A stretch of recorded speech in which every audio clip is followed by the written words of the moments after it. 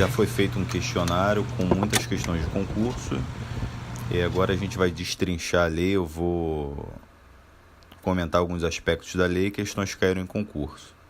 De qualquer forma, esse questionário é mais para o meu próprio estudo. Eu gosto de ouvir isso à noite ou quando tem um intervalo no trabalho, estou almoçando. Se alguém gostar, dá o like aí, pode participar do meu estudo. Então, essa lei de organizações criminosas, ela define organização criminosa, dispõe sobre investigação criminal e os meios de obtenção de prova, infrações penais. Procedimento criminal, infração penal, meio de prova, investigação criminal e organização criminosa. O processo mnemônico é PIMIO. A lei começa falando o que significa organização criminosa. A organização criminosa são 5 requisitos. Associação de 4 ou mais pessoas, estruturalmente ordenada, divisão de tarefas, ainda que informalmente, pena superior a 4 anos ou caráter internacional. Transnacional, a lei fala, né? Mais de 4 ou mais, estruturalmente ordenada, divisão de tarefas, ainda que informalmente, superior a 4 anos ou caráter transnacional. Logo depois, no parágrafo 2º ainda do artigo 1º, fala que a lei também se aplica a infrações penais previstas em tratado ou convenção internacional, quando iniciada a execução no país, o resultado tenha ou devesse ter ocorrido no estrangeiro ou reciprocamente. Fala também que essa lei se aplica às organizações terroristas, entendidas aquela voltadas para a prática dos atos de terrorismo legalmente definidos. Não define atos de terrorismo essa lei. O interessante é quando ele fala das infrações penais internacionais, entre aspas, né? Fala que só é nesse caso se a execução começar no país, o resultado tenha ou devesse ter ocorrido no estrangeiro ou reciprocamente. Essas infrações penais, se forem previstas em tratado ou convenção internacional, mas ocorrerem apenas no país e não cumprir os outros requisitos, a lei não se aplica. Bem interessante esse ponto, não caiu em concurso, tá? Logo depois, no artigo 2º, já fala o primeiro tipo penal da lei e o único que ficou excluído da seção que trata disso, que fala promover, constituir, financiar ou integrar pessoalmente ou por pessoa interposta organização criminosa, pena de 3 a 8 anos. Então, 3 a 8 já dá uma pena grande aí. Depois completa dizendo que embaraça a investigação penal. Quem embaraça a investigação de infração penal que envolve a organização criminosa também incorre na mesma pena. E aí começam os aumentos, afirmando que aumenta da metade a pena se tiver arma de fogo. Depois, no parágrafo 4º, enumera uma série de requisitos, onde a pena pode também aumentar, mas dessa vez de 1/6 até 2/3, que é o envolvimento do menor, o envolvimento do funcionário público, produto ou proveito da infração para o exterior, contato com outras organizações criminosas e transnacionalidade da organização criminosa. Lembrando que esse aumento de 1/6 a 2/3, o funcionário público ele tem que ser utilizado na organização pela função dele pública. Também é uma questão que cai muito em concurso. Então, o importante dela é saber que esse segundo aumento é de 1/6 até 2/3 e que o primeiro aumento até a metade é da arma de fogo. O segundo aumento é envolvimento de menor, funcionário público, produto ou proveito para o exterior, contato com outras organizações ou transnacionalidade da organização criminosa. Logo após isso, vem algo bem interessante. Lendo a lei, fala: se houver indício suficiente de que o funcionário público integra a organização criminosa, poderá o juiz determinar o seu afastamento cautelar do cargo, emprego ou função sem prejuízo da remuneração, quando a medida se fizer necessária à investigação ou instrução processual. Ou seja, pode ter um afastamento cautelar do funcionário público, no entanto, sem que ele perca a sua remuneração. Então, tem um afastamento cautelar do funcionário público sem que ele perca a sua remuneração. Observar que mais para frente um pouquinho, fala que a respeito do trânsito em julgado. Fala que a condenação em trânsito em julgado acarretará ao funcionário público a perda do cargo, emprego ou função ou mandato eletivo e a interdição para o exercício de função ou cargo público pelo prazo de 8 anos subsequentes ao cumprimento da pena. Então aí eu pontuei que pudesse ser interessante olhar duas coisas. Há um afastamento cautelar, a possibilidade de um afastamento cautelar do funcionário público. Porém, não há possibilidade de afastamento cautelar do funcionário que tem um mandato. Então isso é uma coisa que ficou bem interessante, que a lei mostra que é bem interessante. Possuindo mandato, não há o afastamento cautelar por essa lei, e a pena de interdição para o exercício é de 8 anos subsequentes ao cumprimento da pena. Né? Então, acabou de cumprir a pena toda, ainda vai ficar mais 8 anos sem poder exercer a função pública. Tem um detalhe também que cai muito em concurso, é meio bobo, mas cai bastante em concurso, principalmente concurso policial, que é o parágrafo 7º, falando que se houver indício de participação de policial no crime que trata essa lei, a Corregedoria instaura o inquérito policial e comunica ao Ministério Público para acompanhar.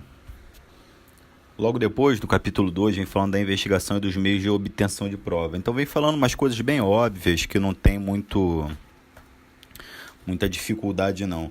Entretanto, nesse artigo 3º, parágrafo 1º, vem falando uma hipótese de licitação dispensada. Fala, havendo a necessidade justificada de manter sigilo sobre a capacidade investigatória, poderá ser dispensada a licitação para contratação de serviços técnicos especializados, aquisição ou locação de equipamentos destinados à Polícia Judiciária para o rastreamento e obtenção de provas previstas no artigo 2 e 5, que é a captação ambiental de sinais eletromagnéticos e a interceptação de comunicações telefônicas e telemáticas no termo da legislação específica. Ou seja, bota uma hipótese mais de licitação dispensada, voltada mais para a Polícia Civil, né, que é a Polícia Judiciária e a Polícia Federal que cumpre esse papel também. Apesar de ser bem interessante, não vejo uma incidência grande dessa questão específica em concursos policiais, não. Depois a lei continua, né? Ela já tinha acabado de inaugurar a investigação e dos meios de obtenção de prova, quando veio falando dessa licitação dispensada, ele vai falar da colaboração premiada e da infiltração de agente logo depois, na seção 1 e 2 da colaboração premiada, da ação controlada na segunda seção e na terceira seção da infiltração de agente.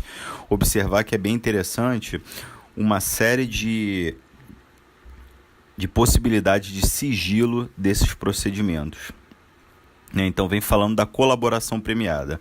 Colaboração premiada, ela necessita de um requerimento, ela pode ter o perdão judicial ou diminuir em 2/3 a pena, ou ainda substituir por restritiva de direitos.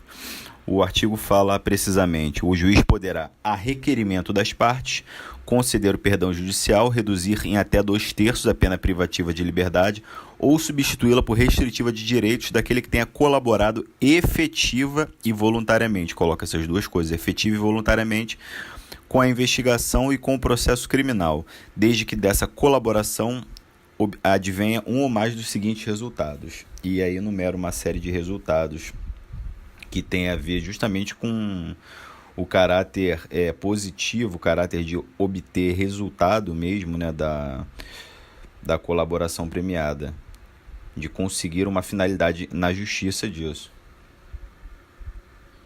Então, desses resultados vem a identificação dos outros coautores e partícipes, revelação da estrutura hierárquica e divisão de tarefas, prevenção de infrações penais decorrentes da organização, recuperação total ou parcial do produto ou prover das infrações, localização de eventual vítima com integridade física preservada. Uma questão que eu não vi especificamente abordando, mas fala da integridade física preservada. Agora, uma coisa que caiu já bastante é que, nesse artigo 4º, parágrafo 1º, fala que, em qualquer caso, a concessão do benefício levará em conta a personalidade do colaborador, a natureza, as circunstâncias, a gravidade e a repercussão social do fato criminoso e a eficácia da colaboração.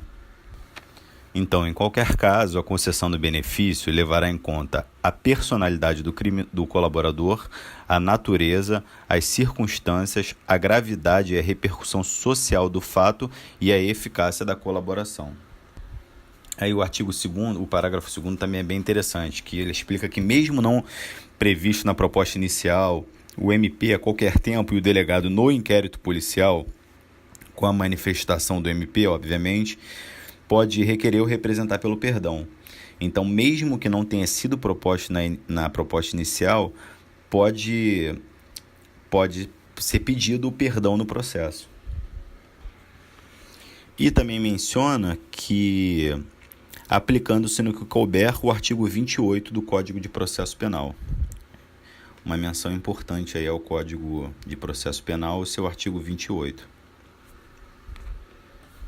O artigo 28 lá do CPP fala que se o órgão do Ministério Público, ao invés de apresentar a denúncia, requerer o arquivamento do inquérito policial ou de quaisquer peças de informação, o juiz, no caso de considerar improcedente a razão invocada, faz remessa do inquérito ou peça de informação ao procurador-geral. Este oferecerá a denúncia e designará outro órgão do Ministério Público para oferecê-la, ou insistirá no pedido de arquivamento, o qual só então estará o juiz obrigado a atender. Obviamente, na Justiça Federal tem uma diferença, porque é feito por um conselho de juízes, esse trabalho do PGJ, do PGR não vai direto para ele, e o procurador falando direto no STF, esse artigo 28 também não cabe, então tem essa pequena nuance aí, uma vez que não tem como voltar para ele mesmo, né? Aí logo depois disso, a lei vem falando de prazo de novo, fala de 6 meses. 6 meses prorrogáveis por igual período o prazo de suspensão para oferecimento da denúncia, suspendendo-se o prazo prescricional. Aí ela fala exatamente o seguinte: o prazo para oferecimento da denúncia ou processo relativos ao colaborador poderá ser suspenso por 6 meses, prorrogáveis por igual período, até que sejam cumpridas as medidas de colaboração, suspendendo-se o respectivo prazo prescricional. Cai muito em concurso. Um detalhe, fala também que nas mesmas hipóteses do caput, o Ministério Público pode deixar de oferecer a denúncia se o colaborador não for o líder da organização criminosa ou for o primeiro a prestar efetiva colaboração. Então é importante aí que fala que o Ministério Público pode deixar de oferecer a denúncia se o colaborador não for o líder e for o primeiro a prestar colaboração. Interessante falar também da colaboração posterior à sentença. A colaboração posterior à sentença pode reduzir a pena da metade ou permite a progressão de pena sem os requisitos objetivos. Já ouvi uma questão de concurso perguntando se eram requisitos subjetivos e objetivos. Não, só requisito objetivo. Fala, se a colaboração for posterior à sentença, a pena poderá ser reduzida até metade ou será admitida a progressão de regime, ainda que ausentes os requisitos objetivos. Interessante que informa também que o juiz não participa das negociações realizadas entre as partes para o acordo de colaboração. Então, o juiz não participa. Essas negociações ocorrem entre o delegado, o investigado e o defensor, com a manifestação do MP, ou, conforme o caso, entre o MP, o investigado e o defensor. Interessante notar que o juiz não participa do acordo da colaboração premiada, mas ele pode recusar o acordo. O juiz poderá recusar a homologação à proposta que não atender os requisitos legais ou adequá-la ao caso concreto. Então, o juiz pode recusar a homologação da proposta que não atender aos requisitos legais ou adequa essa proposta ao caso concreto. Logo depois, a lei fala da retração da delação. A retratação, da delação. As partes podem retratar-se da proposta, caso em que as provas autoincriminatórias produzidas pelo colaborador não poderão ser utilizadas exclusivamente em seu desfavor. Então, as partes podem retratar-se da proposta, caso em que as provas autoincriminatórias produzidas pelo colaborador não poderão ser utilizadas exclusivamente em seu desfavor. É bem interessante isso, fala da retratação da delação. Logo depois insurge uma questão que já caiu bastante em concurso, já caiu algumas vezes pelo menos, eu já resolvendo questões aqui de provas antigas eu vi isso, que é a renúncia ao direito do silêncio. Fala que nos depoimentos que prestar, o colaborador renunciará na presença de seu defensor ao direito do silêncio e estará sujeito ao compromisso legal de dizer a verdade, ou seja, não só ele não pode mentir, como ele é obrigado a dizer a verdade. Isso aí tem uma carga muito grande, uma vez que a gente sabe que, via de regra, o sujeito não pode ser obrigado a falar a verdade quando isso complica ele. Esse não é o caso, nessa lei não tem isso. Fala também que em todos os atos de negociação, confirmação e execução da colaboração, o colaborador deverá estar assistido pelo defensor, ou seja, aquele negócio que tem no filme americano que fala, ó, se o advogado chegar aí não vai ter mais acordo, isso não tem, tá? Então, em todos os atos de negociação, confirmação e execução da colaboração, ou seja, todos os atos referentes a essa colaboração, o colaborador deverá estar assistido pelo defensor. Fala de alguns direitos do colaborador. Uma coisa interessante, que é o parágrafo, o artigo 5º, inciso 5º, fala que é direito do colaborador não ter sua identidade revelada pelos meios de comunicação, nem ser fotografado ou filmado sem sua prévia autorização por escrito. Ou seja, dá esse direito a ele de permanecer sigiloso.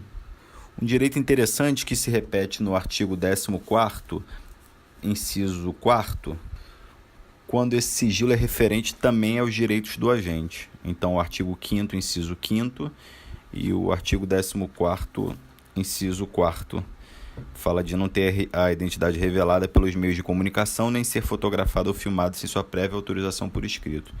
Vale para o colaborador e vale também para o agente da infiltração. Logo depois, no artigo 7º, vem outra consideração sobre o sigilo. Fala aqui da colaboração e fala que o juiz decide essa colaboração em 48 horas. Mais adiante. Então, vou ler as duas. O artigo 7º fala que o pedido de homologação do acordo será sigilosamente distribuído, contendo apenas informações que não possam identificar o colaborador e seu objeto. Ou seja, do pedido da homologação, ele é sigilosamente distribuído com informações que não podem identificar o colaborador e seu objeto. É feito bem em sigilo essa parte. As informações pormenorizadas da colaboração serão dirigidas diretamente ao juiz a que recair a distribuição, que decidirá no prazo de 48 horas. Ou seja, esse pedido de homologação do acordo é sigilosamente distribuído, contendo só informações que não possam identificar o colaborador e seu objeto. Essas informações pormenorizadas da colaboração são dirigidas diretamente ao juiz que cair a distribuição e decide no prazo de 48 horas. Logo depois tem uma informação também que já caiu em concurso, que fala que o acesso aos autos, mesmo para o advogado, deve ser autorizado pelo juiz. Então fala que o acesso aos autos será restrito ao juiz, ao MP e ao delegado de polícia, como forma de garantir o êxito das investigações, assegurando-se ao defensor, no interesse do representado, amplo acesso aos elementos de prova que digam respeito ao exercício do direito de defesa, devidamente precedido de autorização judicial, ressalvados referentes às diligências em andamentos. Então, mesmo assim, a diligência em andamento não pode nem ter autorização judicial, até porque não faz sentido, né? Fala também do fim desse sigilo todo. O acordo de colaboração premiada deixa de ser sigiloso assim que recebida a denúncia. Isso aí eu acho que mais para frente vai ter uma diferença também do agente infiltrado, que o sigilo dele não termina. Na colaboração, fim do sigilo é igual ao recebimento da denúncia. Então, na seção 2, vem falando da ação controlada, que seria a ação retardada, né? Retardada no sentido temporal. Consiste a ação controlada em retardar a intervenção policial administrativa relativa à ação praticada por organização criminosa ou ela vinculada, desde que mantida sob observação e acompanhamento de medida legal, se concretize no momento mais eficaz a formação e obtenção de informações. Não tem grande dúvida disso. Ação controlada é só retardar a intervenção policial ou administrativa. Informa que o retardamento da intervenção policial administrativa será previamente comunicado ao juiz competente, que, se for o caso, estabelecerá seus limites e comunicará ao MP. Isso aí já caiu em concurso, tá? Até porque é óbvio, a intervenção policial, se ela for retardada, tem que ser avisado o juiz antes, senão o sujeito pode estar cometendo um crime e qualquer coisa ele fala, eu estou na intervenção, na ação controlada, estava só aguardando o melhor momento, então tem que ser informado antes. E aí o Ministério Público é informado também, né, uma vez que essa ação é eminentemente policial, e o juiz utiliza o seu grande poder para estabelecer os limites dessa ação controlada. Mais uma vez fala de sigilo, a lei fala que a comunicação será sigilosa e distribuída de forma a não conter informações que possam indicar a operação a ser efetuada. Isso aí é uma coisa bem lógica, né? E notar que vem uma obrigatoriedade. Quando essa ação controlada ela é feita numa área de fronteira, podendo passar para o outro lado. Ela fala que se a ação controlada envolver a transposição de fronteira, o retardamento da intervenção policial administrativa somente, ela é um óbice, somente poderá ocorrer com a cooperação das autoridades dos países que figurem como provável itinerário ou destino do investigado, de modo a reduzir os riscos de fuga e extravio do produto, objeto, instrumento ou proveito do crime. É obrigatório comunicar esses países. Essa questão cai muito em concurso, é o artigo 9º. Esse artigo 9º também é bem interessante para os concursos policiais. E aí vem a seção 3 falando da infiltração dos agentes. E quando fala da infiltração dos agentes é muito batido em concurso policial. O delegado de polícia ele pode pedir para a infiltração dos agentes, ele pede ao juiz e o juiz ouve o MP. Se o MP pedir ao juiz, ele também aguarda a manifestação do delegado de polícia. Cai muito essa questão. Então ambas as autoridades devem ser ouvidas nesse caso. A infiltração de agente de polícia em tarefa de investigação, representada pelo delegado de polícia ou requerida pelo Ministério Público após manifestação técnica do MP, quando solicitada no curso do inquérito policial, será precedida de circunstanciada, motivada e sigilosa autorização judicial que estabelecerá seus limites. Então, o MP só tem a obrigação de ouvir o delegado se for quando solicitada no curso do inquérito policial. Já quando o delegado pede, o MP sempre ouve, até porque fiscal externo da Polícia Judiciária, né? Nesse artigo 9º ele não esclarece que vai pedir que o MP deve ser ouvido na hipótese do delegado de polícia, mas ele fala isso logo no parágrafo 1º, na hipótese de representação. A infiltração será autorizada pelo prazo de 6 meses, sem prejuízo de eventuais renovações, ou seja, essa infiltração é de 6 meses mais 6. Infiltração será autorizada pelo prazo de 6 meses, sem prejuízo de eventuais renovações, desde comprovada a sua necessidade. E é outro prazo da lei. O primeiro prazo foi no 48 horas. O juiz decide a colaboração em 48 horas. Agora fala esse prazo de 6 meses da infiltração renovável por mais 6. Na frente vai falar um prazo de 24 horas também, que é o prazo da infiltração. O juiz decide em 24 horas após a oitiva do MP. Fala que também, logo depois, no parágrafo 5º ainda do artigo 10º, fala que no curso do inquérito policial, o delegado poderá determinar aos seus agentes e o Ministério Público poderá requisitar a qualquer tempo o relatório da atividade de infiltração. Então, o RAI, relatório da atividade de infiltração, a qualquer tempo pode ser pedido pelo DELPOL ou pelo MP. Já caiu em concurso também. E aí no artigo 12 fala de outro sigilo, que é do pedido da infiltração, também obviamente tem que ser sigiloso, a colaboração, a infiltração tem que ser sigilosa da mesma forma. O pedido de infiltração será sigilosamente distribuído de forma a não conter informações que possam indicar a operação a ser efetivada ou identificar o agente que será infiltrado. Logo depois fala que as informações quanto à necessidade da infiltração serão dirigidas ao juiz competente, que decidirá no prazo de 24 horas após a manifestação do MP, na hipótese de representação do delegado, devendo-se adotar medidas necessárias para o êxito da investigação e a segurança do agente infiltrado. E o interessante é que fala que, se houver perigo, a operação será suscitada imediatamente. Explica também, mais adiante, que o sigilo não cai após a denúncia, diferente do sigilo da colaboração, o sigilo da infiltração de agentes não cai após a denúncia.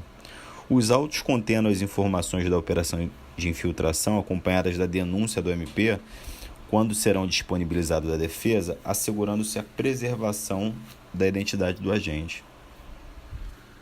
Então, os autos contendo as informações da operação de infiltração acompanharão a denúncia do MP, quando serão disponibilizados à defesa, assegurando-se a preservação da identidade do agente.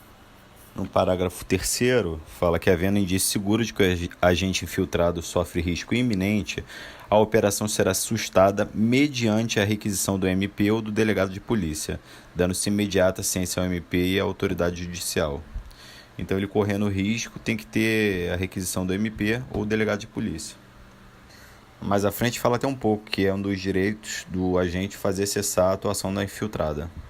Recusar ou fazer cessar a atuação infiltrada. Daqui a pouco eu abordo isso.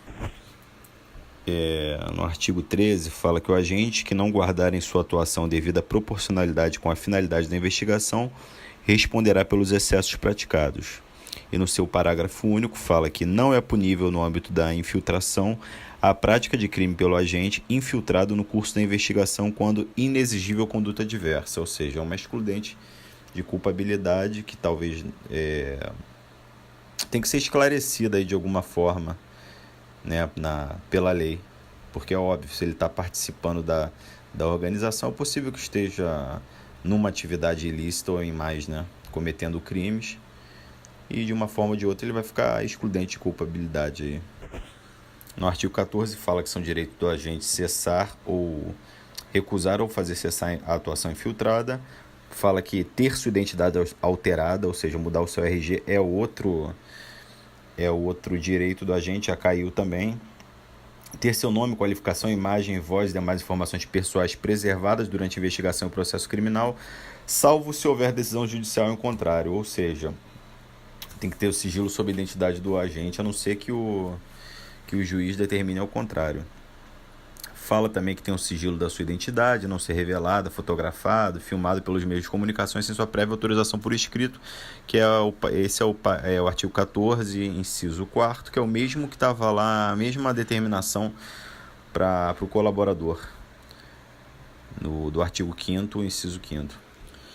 Vem a seção 4 falando do acesso a registros, dados cadastrais, documentos e informações. Isso aí já caiu bastante em concurso.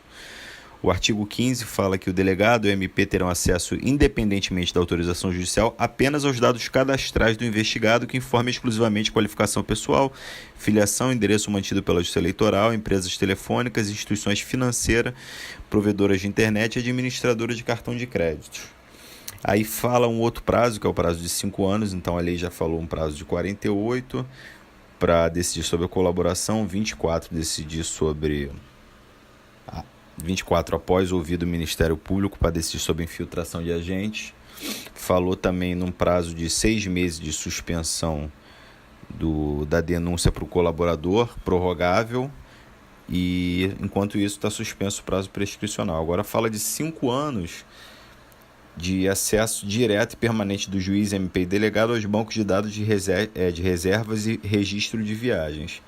Fala também no que as concessionárias de telefonia fixa ou móvel manterão também por um prazo de 5 anos à disposição das autoridades mencionadas no artigo 15, registro de identificação dos números dos terminais de origem e destino das ligações internacionais, interurbanas e locais.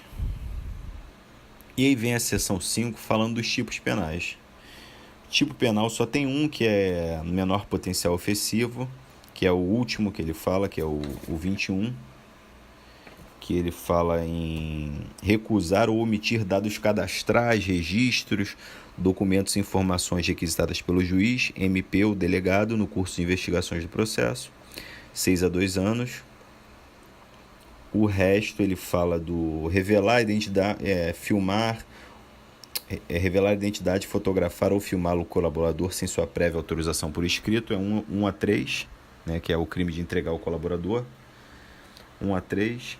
Tem um crime que é uma espécie de calúnia, que é imputar facilmente sob pretexto de colaboração com a justiça a prática de infração penal à pessoa que sabe ser inocente ou revelar informações sobre estudo da organização criminosa que sabe ser inverídica, é 1 a 4. Tem outro crime de 1 a 4, que é entregar o sigilo que envolve a ação ou o agente infiltrado. Descumprir determinação de sigilo das investigações que envolvam a ação controlada e infiltração de agentes, 1 a 4. E aí vem as disposições finais. Fala que Os crimes previstos nessa lei, as infrações penais conexas, serão punidas todas, serão apuradas todas mediante procedimento ordinário previsto no CPP. Fala também que determinado o depoimento do investigado, o seu defensor terá assegurada prévia vista aos autos, ainda que classificado como sigiloso no prazo mínimo de 3 dias que antecedem ao ato, podendo ser ampliado a critério da autoridade responsável pela investigação. Então, ele fala desse sigilo aí, que esse sigilo, se tiver determinado para o sujeito dar um termo e ele for investigado, o sigilo cai para ele. Então tem que ser observado aí também esse prazo de pelo menos 3 dias antes. Essa lei também amplia o artigo 288, que era antigo quadrilha ou bando, virou associação criminosa. Associarem-se 3 ou mais pessoas com o fim de cometer crimes, e a pena fica de reclusão de 1 a 3, aumentando até a metade se houver arma ou menor. E é isso, a lei não é tão grande, mas uma lei que tem que ser olhada com muito cuidado.